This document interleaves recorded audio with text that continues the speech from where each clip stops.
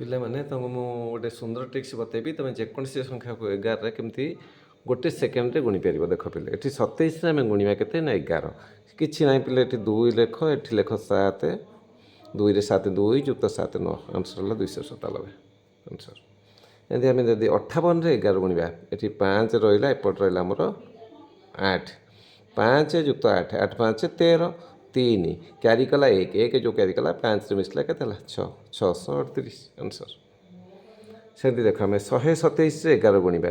ଏଠି ଆମର ରହୁଛି ଫାଷ୍ଟ କ'ଣ ରହୁଛି 1, ଲାଷ୍ଟ ରହିଲା ଆମର 7। ଦୁଇଟା ରଖିଦିଅ। ଏଠି 1ରେ ଯୁକ୍ତ 2 ମିଶିଲା କେତେ ହେଲା ନା 3। 2 ଯୁକ୍ତ 7 9, 1397 ଆନ୍ସର ହେଲା 1397। ଏମିତି 148ରେ ଆମେ 11 ଗୁଣିବା। ଏଠି ଫାଷ୍ଟ ରହିଲା କି 1, ଲାଷ୍ଟ ରହିଲା କେତେ ନା 8। ଦେଖ, 1 ଯୁକ୍ତ 4, 4 ଏକ କେତେ ରହିଲା ପିଲେ 5। 8 ଯୁକ୍ତ 4 12। 2 କ୍ୟାରି କଲା 1, 5 ଯୁକ୍ତ 1 କେତେ ହେଲା 6। ଆନ୍ସର କେତେ ହେଲା 1628 ଆନ୍ସର। ଏମିତି ତୁମେ ଯେକୌଣସି ସଂଖ୍ୟା 2 ଅଙ୍କ ବିଶିଷ୍ଟ ସଂଖ୍ୟା ହେଉ, 3 ଅଙ୍କ ବିଶିଷ୍ଟ ସଂଖ୍ୟା ହେଉ, 4 ଅଙ୍କ ବିଶିଷ୍ଟ ସଂଖ୍ୟା ହେଉ, ଯେକୌଣସି ସଂଖ୍ୟାକୁ 11ରେ ଅତି କମ୍ ସମୟ, ବହୁତ କମ୍ ସମୟରେ ଆରାମରେ କରିପାରିବ।